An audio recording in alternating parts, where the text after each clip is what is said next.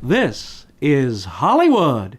Your pal Matías Bombal with you, and from Sony Pictures, Columbia Pictures, in association with 20th Century Fox, we have George Clooney's labor of love, The Monuments Men, the true World War II tale of art experts tasked by President Roosevelt to seek, find, and save treasures of world art being actively stolen by the Nazis throughout the war. Beautifully photographed in the CinemaScope 235 aspect ratio by Faison Papamichel, George Clooney has just informed art curator Matt Damon he's been selected by Uncle Sam. To soften the blow, they go to a marvelous recreation of the famous nightclub owned by Bernard Toots Shore, originally located at 51 West 51st Street in Manhattan, with its famous circular bar. How's the ticker? Still ticking. You want to get in the war? Monuments Men. Signed by Roosevelt. Oh, I see that. I'm to put a team together and try to protect what's left and find what's missing. Aren't you a little old for that? Yes. You want to go into a war zone and tell our boys what they can and cannot blow up. That's the idea. Okay, how many men? For now, 6. Jesus. With you, that's 7. That's much better. We're going to go through basic in Shrivenham, England, and then we wait for orders. Basic. Mm-hmm. Basic training. Us. Oh, boy. Well, basic training turns out to be possible after all for the misfit soldiers for art's sake, and Clooney, who also directs, handpicks some unexpected heroes from many aspects of arts and crafts. In Thespis, this collection is given life by such screen stars as John Goodman, Bill Murray, Jean Dujardin, Bob Balaban, and Hugh Bonneville. Clooney himself brings to the screen the classic style film lovers would associate with Clark Gable in this production.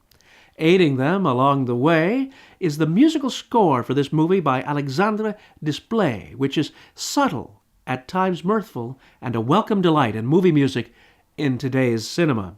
This marks the very first film I've seen to be awarded the MPAA PG-13 rating in the United States for the bizarre category of historical smoking. Since anything photographed represents something that occurred in the past by the time you see it, doesn't that make it historic by default? What they likely mean is that smoking in this movie is depicted in historic context. And I'm so glad it is, too. I'm not condoning or opposing smoking of cigarettes, but to make a period movie set when most of the world did smoke and not show it would not receive very high marks from me. In this scene, you'll see a fine and totally realistic example of historic smoking as the Monuments Men map their course of action. So now we know it's not random, it's systematic. Every single one of those paintings is a masterpiece. They were all headed to the town of Siegen in Germany. Now, the Nazis are on the run, but they're taking everything with them. So we have to get as close to the front as we can. Preston, you and Campbell head towards Belgium, specifically Ghent. What's in Ghent? Used to be the altarpiece.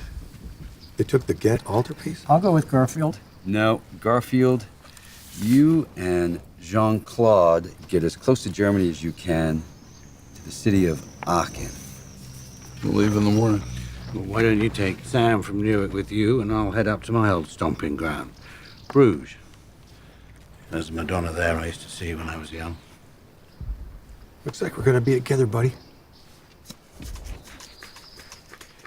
The relationship there between Bob Balaban, the scion of the famous movie palace family of Chicago in real life, and Bill Murray is one of the many delights of this movie, which, in spite of war and injustice, keeps a light tone among these art experts in their adventures. The art direction by Helen Jarvis, with set decoration by Bernhard Heinrich, has captured the time and place effectively with rich detail and beauty.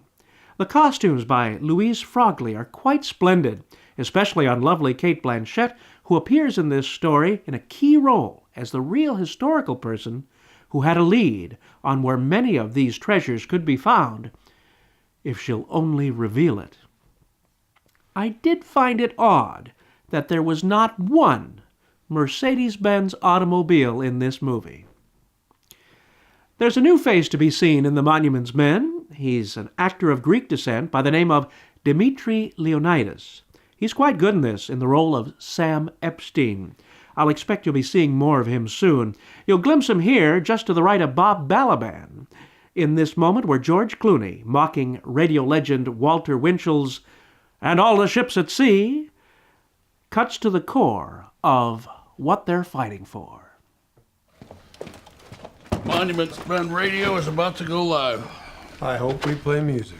Calling London and all the ships at sea. We read you loud and clear. How far will this thing reach? We'll find out tomorrow. Roger that. Are all the fellas there?